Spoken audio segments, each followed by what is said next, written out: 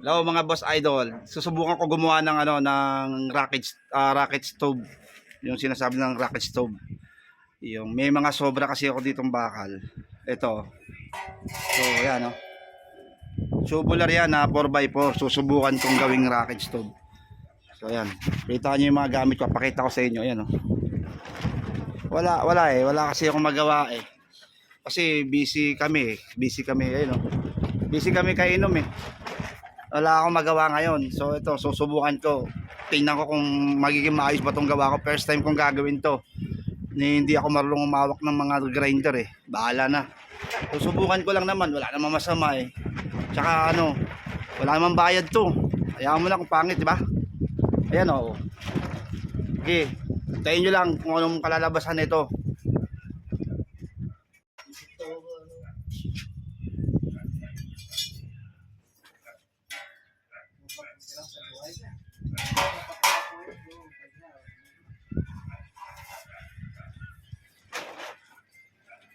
Yun, yung first time subukan yung trabaho ng iba, like yung trabaho gumagawa ng mga grills, yung mga gate, first time kong sinubukan yun, nakala ko parang andali, yung tipong magpuputol ka lang ng bakal, susukat, gagrinderin mo lang ng ganito, pero hindi pala ganun kasimple guys. Madali lang sa tingnan pero ang hirap sobra. Hindi lang sa kailangan talaga may tiyaga ka din, sobrang ngalay. Wala man nilaga. Ibang-iba yung wala kang tiyaga. Ibang-iba yung experience eh. Yung kahit Hindi mo maghapon ako nakita. nagugupit, sanay ako eh, alam mo yun, yung nakasanay. Kahit maghapon ako magugupit, hindi ako nangangalay kasi syempre, yun yung kumbaga yun yung yun yung kinagisnan kong trabaho. So parang sanay ako. Pero guys, lumipat lang ako ng saglit guys. Ito lang oh. Ito lang. Ayan oh. Ito pa lang oh, yung weight na to. Putang ina, ang hirap pala. Ayaw mo Sobrang na. hirap. Ngayon ko lang na-realize, mahirap pala talaga. Parang ayoko nang tapusin yung project ko. Ito, nakita ko lang to sa YouTube. Gagawa lang ako ng yung kalan, yung rocket stove. Gagawa lang ako noon. Gusto ko lang i-try. Ang hirap pala. Ewan ko. Tingnan ko, matapos ko to. So, mahirap.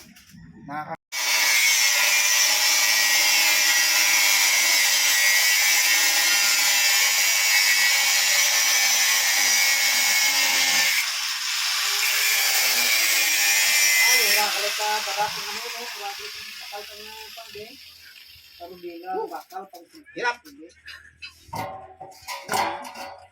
Hirap pala. Taga-tsaga lang. Lahat naman ng bagay na kuha sa tsaga eh. Basta huwag ka lang magmadali. Tuloy-tuloy lang hanggang sa makuha mo. Ayos, para mo ito.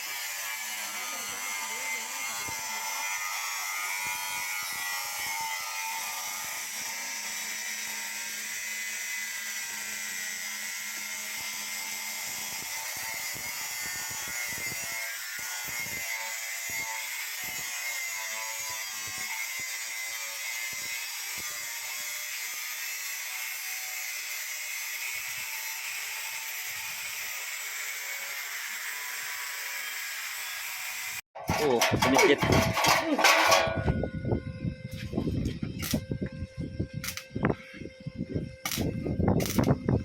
Hindi ko talagang narinig. Matilugi ko yan.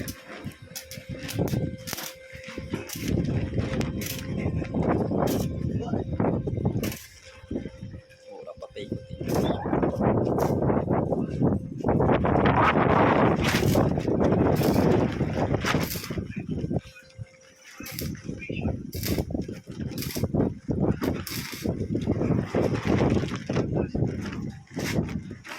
Ay, tama ba itong ginagawa ko? Parang ano ah.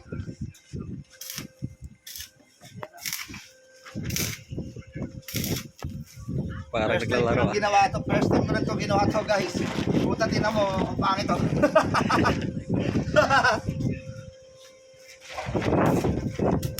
Sabi ko sa inyo, hindi ko alam kung kalalabas na dito. Bahala na. Ito, wala na. Filter na lang to. Filter na lang.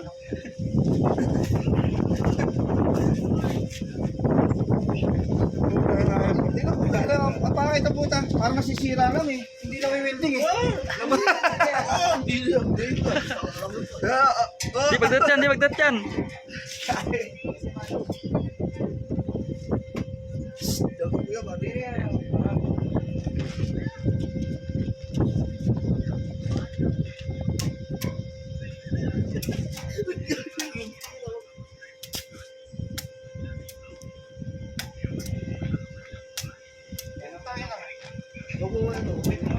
Ha? Ilan? Yun, nadali. Di ba tama ba? Parang layo na tama eh. Ay na nyo. Nagiginig ang puta. Putay na. Parang pakiramdam mo, hindi naman ito makamas.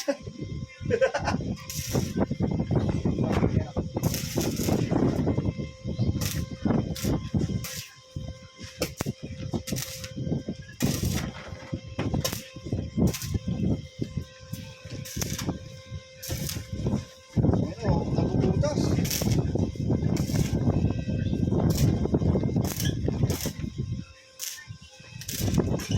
Ano, nabubutas, gobe. Ayaw na. Tangina yan. Ganda yun. Walang tinamaan ng puta.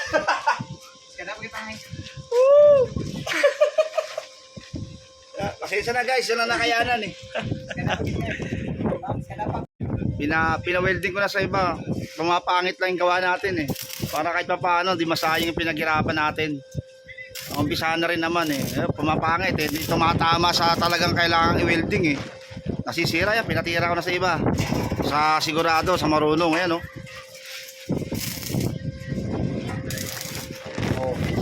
Yan talaga, master welder yan. Kutsa, nagtrabaho yan sa ano, sa ibang bansa. Palipat-lipat lang sa ibang bansa to. Huwag master welder to. Ayan oh. Oh. Ayan guys, malupit. Oh, di ba? Kita nyo? Kita mo yung usok. Yung usok niya, kulay blue. Maganda. Oh. Diba? Nasisira eh, sayang naman. Kahit pa paano eh, pinaghirapan na rin natin. Hindi ko kaya, mahirap talaga, sobra. Pag hindi mo talaga, pag hindi mo ano, pag hindi mo kamay, wala, mahirap. Medyo matatagalan pa bago natin magamay. Eh, patira na sa iba. Ayan, oh, kita nyo, di ba? Gumanda na yung ano, oh. Gumanda na yung tama ng welding. Wala eh, hindi ko kaya, hindi ko talaga matamaan eh. Nasisira, nabubutas eh. Hindi kasi, hindi pa naman ganun kakapal yung ano. O yan, yun. Medyo may forma na yung ano natin, rocket ano, yung rocket stove natin eh, no? Di kahoy yan. Eh, mas masarap kasi kumain sa ano eh, sa di kahoy na kalan eh, kaysa sa ano, sa shilane o sa mga ano, sa mga gasol. Yan. Madami kasing kahoy dito, oh. Ayan, oh, kasi maraming kahoy dito. Yung mga pinaggamitan. Oh, like ganyan, oh. Magagamit natin 'yan kasi nabubulok lang naman din eh, di gatong natin. 'Di ba? Para ano, makatipid tayo sa ano, sa gasol, oh. Tingnan niyo, 'di ba? Maganda kasi rito. Minsan yung mga yung mga puno na ano, natuyo, 'yan. Pupulutin namin dito, gagawin namin panggatong 'yan. Ayan, oh. 'Di ba?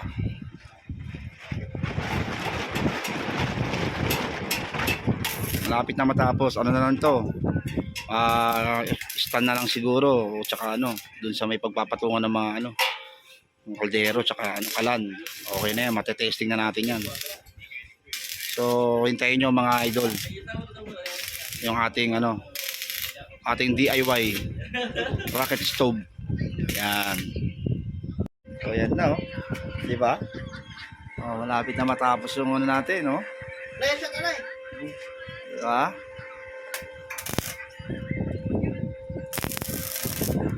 Baba mo ng konti, ko. Medyo maano yung kangat ng konti. Baba mo konti. Sige pa. Sige. Oops, okay na yan. Ayan, no? Napaka-solid. Kailangan may level. Konti pa, konti pa. Kailangan mga level yan eh. Yan talaga yung mga malulupit. Mga scientists eh. Konti pa. Yung mga level natin. Okay. Yun, nakita nyo naman, di ba? Puta, napakalupit talaga ng mga quality control natin dyan. Dito ah. Dito. Grabe talaga. Napaka-solid. Yun, no? Di ba? Yung mga DIY natin ito, rocket, ano, rocket kalan, no? Rocket kalan ba? Ano ba? Rocket, ano? Rocket stove, yun, tangina. Kamali pa. Tingin. Ang layo ah. Pantay, konti. Hindi sa akin. Yung kabila lang, no? Kailan yan? Flooring. Flooring. Yan, tayo isa. Flooring. Ayun. Teka, go. Medyo, ano eh. Gano'n mo na konti ko. Kasi, sa bagay, ano rin ito eh. Okay na yan. Ano rin kasi ito eh. Oo, okay na yan. Level. Tingnan natin level. Oy, pucha, pantay agad ah. Oh, surbol agad yan. Yun oh. Pantay agad. Alright. Level na level. Yun, natapos na natin mga boss idol. Ayan oh, yung ating project oh. Ay, natapos na. Oh, di ba? Oh, solid. Dito tayo maglalagay ng panggatong. Tapos dito, pwede rin dito. Tapos yan, tapos lalabas dito yung apoy oh. Yan. Oh. Wala na pa, may takip naman yan. Kasi yung mga abo niyan, dito na rin pupunta.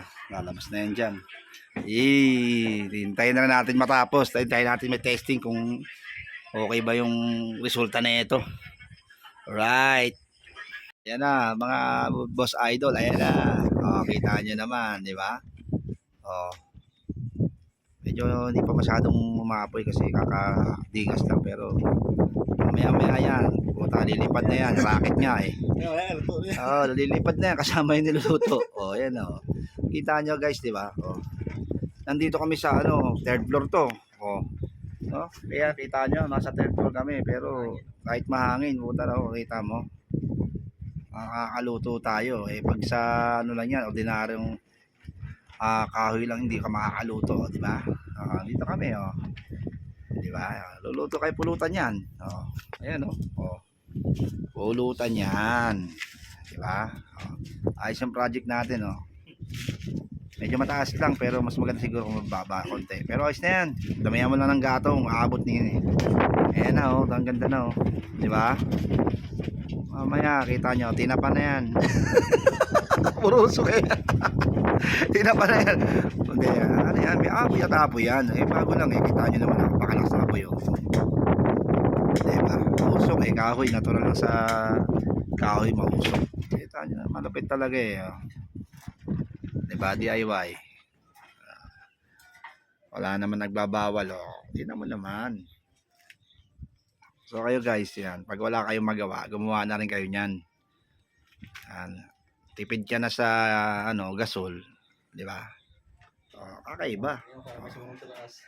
May mga kapitbahay lang magtataka, ba't ano yung usok sa taas? Baka kala nila masusunog na yung bahay dito eh. Bahala na sila mag-isip.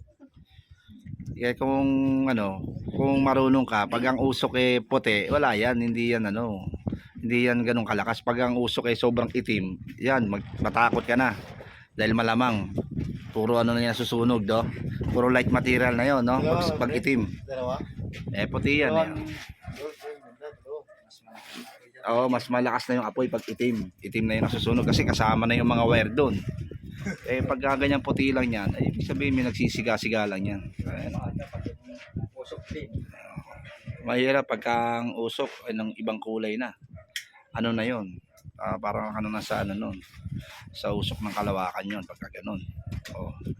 Master, ano masabi mo, Master Nunoy, sa ano, sa DIY natin ano, rocket tube, oh, kita nyo?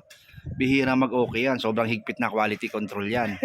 Kita nyo kanina, di ba? Sinukat niya talaga yan para magpantay lang yung mga ano diyan. Oh, kita nyo naman, no, pantay na pantay. Ang ganda ng lapat. Ang ganda ng lapat ng ano, kawali, no? Talagang ano, sinukat, oh, di ba? Ganda, oh. So, yan, no. Mga 3 oras yan. Makaluto. Mga 3 oras. Parang 3 oras yata baga makaluto. Hindi, pero ano, bro, Ano yan? nabot na yan. Marunong ka kasing maghintay, go. Oo, maghintay lang tayo. Oh, ayan, uminit na oh. Init din yan. Eh, siyempre, ganoon naman sa DIY. Siyempre may mga trabaho tayong ano, minsan, 'di ba? Diyan natin malalaman kung may ano kung may kulang, 'di ba? It's always, ano? It's always the first time. Yun, pagka ganun. Pag first time, diyan mo malalaman may kailangan kay adjust, gaya niyan, Always the first time. Para sa sunod, Sa susunod, ma-adjust mo na. Parang di naman agad-agad yan eh. Makukuha natin eh, 'di ba? pagpalito, pwede na lang. Oo. Bakal pa rin yan. Pwede natin ibenta yan kung mali yan. So gaya niyan, 'di ba? Nakikita na natin yung ano, yung pagkukulang niya, medyo mataas nga naman, oh. So yan, at least maluluto siya, medyo matagal lang kasi nga dahil yung apoy nandun sa ilalim, medyo mataas nga. O di ang gagawin natin siguro para yan, medyo bawasan natin, ibaba natin ng konti para yung init niya mas madali siyang makapagpakulo ng ano kung ano man yung lulutuin mo. So yun guys, so alam na natin kagad kung ano yung naging diferensya, no? So para sa akin, goods na rin. Adjust na lang natin yan guys. Sige, hanggang sa susunod na ating vlog na malupet, magkita-kita pa rin tayo sa mga susunod na kabanata. So basta yon, nagawa natin yung gusto natin, enjoy na lang natin, okay? O, masabi natin, babay na tayo, babay na tayo. Bye-bye na tayo hanggang sa susunod na vlog. Yeah, bye. Unti-unti na po nasisira yung trapal namin. So ito na mga idol, update tayo sa ating ginawa. Ayan na siya. Kita nyo naman. Diba? Maabot na yung apoy niya. Yung nakaraan kasi gawa natin taas eh. Hanggang dito ata yun eh. Kaya hindi masyadong nakapagpakulo. O tingnan mo ngayon. Ang bilis lang ng ano, ng akit ng apoy kasi medyo binabana namin. Ayan o. Tapos kita nyo yung gatong. Konting-konti lang yung gatong pero yung ano, yung apoy niya umaakyat. Ang technique pala rito, hindi kailangan punuin yung ano, hindi kailangan punuin to ng kahoy.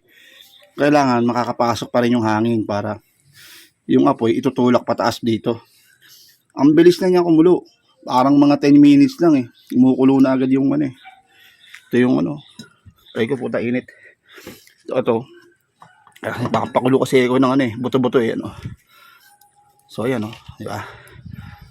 Kumukulo-kulo na siya. Saglit lang yan. Ngayon lang namin nilagay yan. Ayan o. So okay din siya kasi lahat ng init diretso lang papasok. Kagandahan kahit nasa terrace ka, hindi nawawala yung apoy. Kumbaga nakapokus lang siya ron sa gitna. Yung maganda. Nandito kami sa terrace. O ayan o. Kita nyo o. Ang taas niya no. O. Dito kami o. Ayan o. Ayan, papakulo kami ng sabaw o. Ayan, dito kami. Ayan o. Diba? Ayos ng ating ano, diba? DIY, diba? Laking tulong yan. Mga tira-tira lang yan na ano, pinaggamitan dito ng bakal. Gawa na rin kayo para malupit. Okay? Ayos.